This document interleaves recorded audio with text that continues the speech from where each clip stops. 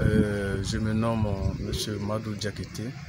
Je suis administrateur des arts et de la culture, chef de la division des arts et des lettres à la Direction nationale de l'action culturelle de Bamako.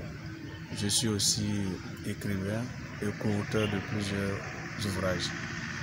J'ai publié des livres comme Le Royaume du Kénédougou et sa capitale Sikasso, Les rites agraires en pays Sénoufo, aussi Les Korédougou en milieu Sénoufo et La graine d'espoir pétrifiée, qui est une pièce de théâtre. Le Mali est représenté par une forte délégation à ce Senang Festival. Peut-on avoir les motivations?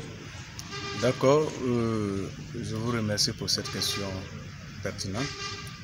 Le Mali est représenté par cette forte délégation pour venir communier, fraterniser pendant ces 3 jours, ces 4 jours, durant la période du festival, avec nos frères du Burkina Faso, avec nos frères du Ghana et avec nos frères de la Côte d'Ivoire.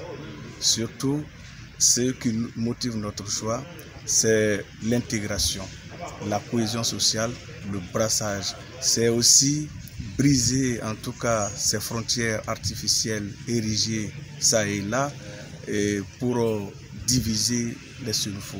Nous ne sommes pas d'accord avec ce principe. Donc nous pensons que le Senang est une occasion, une aubaine pour que les Sénoufos se retrouvent pour délimiter leur territoire, se reconnaître et savoir qu'ils étaient les mêmes peuples avant la division, le morcellement, la balkanisation de nos territoires. C'est une fois en train de se perdre au fil du temps. Ne craignez-vous pas qu'on puisse perdre définitivement notre identité dans quelques années? Oui. Effectivement, il y a une menace qui plane sur nos têtes, comme l'épée de Damoclès. Et nous n'avons pas intérêt à perdre notre culture. Nous devons tout faire pour la sauvegarder parce que si nous perdons notre culture, nous mourrons. C'est l'âme d'un peuple, la culture. Et perdre sa culture, c'est perdre son âme, c'est perdre son identité, c'est perdre ses repères. Avant que le temps jaloux ne nous arrache notre culture, nous avons le devoir de transmettre à la jeunesse, à notre jeunesse, cette culture-là. De faire en sorte que cette jeunesse porte haut le flambeau de notre culture. Maintenant, il faut veiller à ce que les espaces de socialisation, les espaces d'initiation qui existent soient protégés, soient sauvegardés, soient promus pour l'intérêt commun de Sénoufo.